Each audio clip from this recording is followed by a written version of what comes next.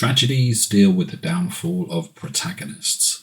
If we look at Macbeth at the start of the play, we see a good man, respected by all of Scotland and renowned as a brave soldier fighting for the good of his nation.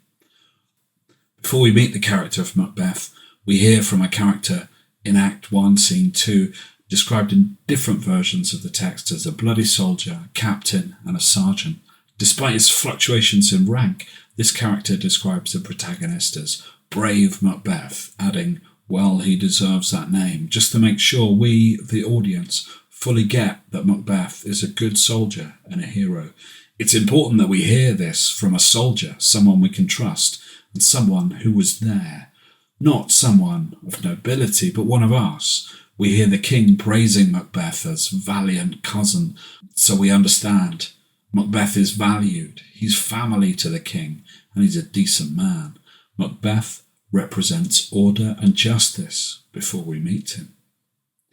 We also know that the play of Macbeth is a tragedy, and as I said a moment ago, tragedies deal with the downfall of protagonists. As students of literature, we need to consider then what causes this downfall. And we've got a couple of options to explain this. Firstly, we can examine what is sometimes called a fatal flaw. This term is often used as a synonym for tragic flaw, and the two terms are often used interchangeably. The idea behind a fatal flaw is that there is some kind of personality trait that controls the protagonist and prompts the downfall. In a different set of circumstances, we can admire the protagonist's personality and disposition, but in the very specific circumstances that the character is placed in a tragedy, that same personality and disposition will lead to a downfall.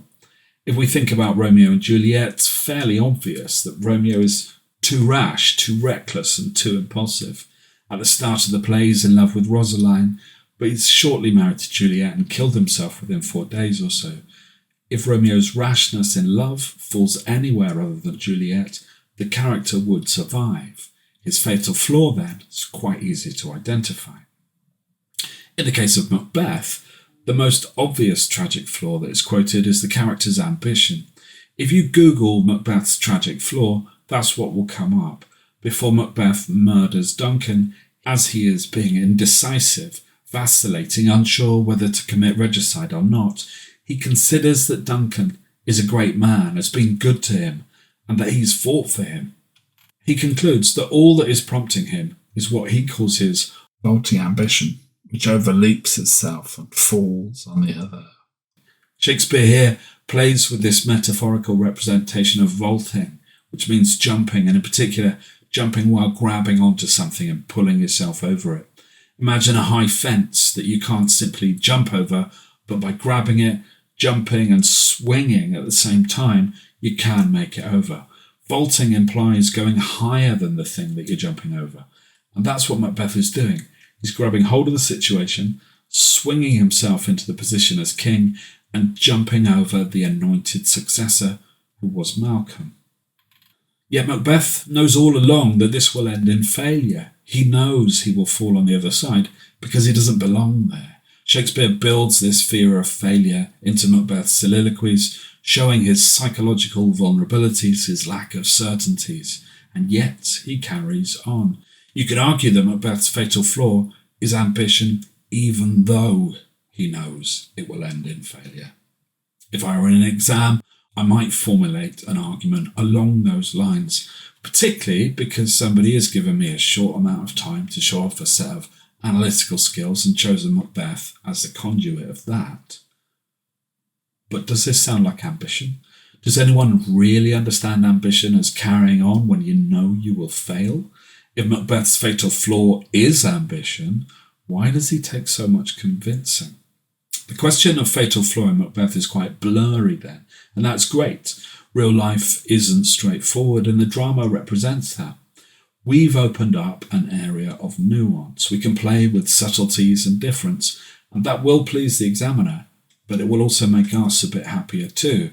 So, when constructing the character, Shakespeare doesn't give him a straightforward tragic flaw, but instead creates a character with many overlapping influences that will lead to his downfall.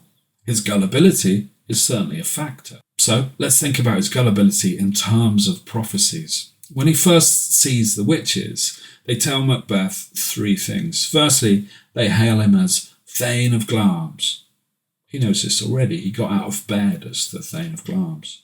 Then they hail him as Thane of Cawdor. This is news to Macbeth, but not to the audience. This is a good example of dramatic irony, when the audience know more than the character on stage.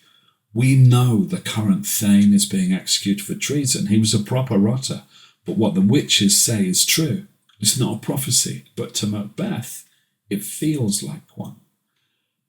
That leaves the third thing, that he will be king hereafter.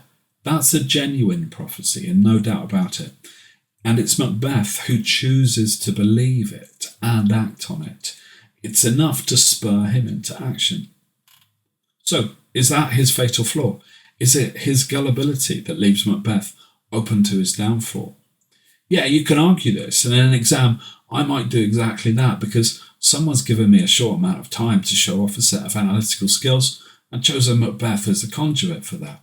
However, you could easily argue that the character believes his wife and is easily manipulated by the witches, so perhaps that characteristic of being susceptible to manipulation is the character's true flaw.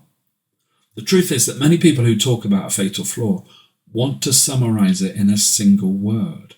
They want to wrap it up and keep it tidy.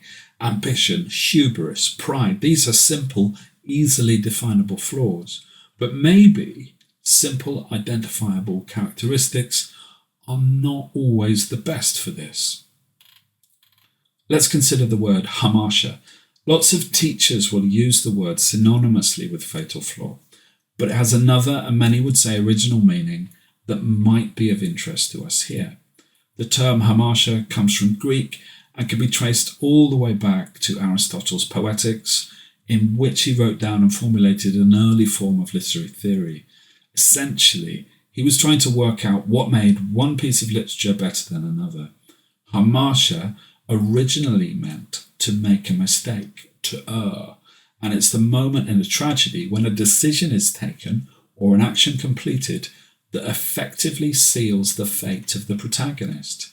On these terms, what is Macbeth's hamartia? There are many moments you consider when Macbeth makes a decision, completes an action that extends the argument beyond the idea of a fatal flaw, and we can use this to explore a variety of different lines of thought. We could, for instance, argue that it's when Macbeth first hears that he is Thane of Cawdor. Banquo describes how our partner's rapt, as Macbeth is struck by the experience of believing that the prophecies will all come true. The observation tells us that Macbeth is overwhelmed and suggests a spiritual experience in the character as if this enlightening moment. As we know, the witch's prophecy that he will be Thane of Cawdor is not truly a prophecy, since by the time they utter it, the audience already know Duncan has elevated him to this office. The witches know what has happened, not necessarily what will happen. Perhaps hamartia is when he writes to Lady Macbeth, telling her the witch's prophecies and firing her ambition. Or is it the moment that he kills Duncan, breaking the great chain of being and the divine right of kings, placing himself beyond redemption with his regicide? He has, after all, committed the most serious and unforgivable sin for Jacobean society. The answer, of course, is that we get to decide ourselves, and it's an interesting argument to build into an essay on Macbeth. Building a convincing argument is one of the characteristics of a top-grade essay. So, if you're exploring the idea of a fatal flaw in an essay, it may be worth extending that with this definition of hamartia. This could allow you to build an argument that a particular moment is critical and will show that you have an understanding of the literary context of tragedies. If you are using this video to revise, consider some of the following. Rewatch and make a mind map of the key information. That will help you secure it in your memory. You can do the same with Cornell notes, and that will help you test yourself later. You can add all of the quotations I've used to your pile of flashcards, and perhaps create a couple of others for fatal flaw and hamartia. Please like and subscribe, and if you found it useful, please share. It's very helpful for the channel.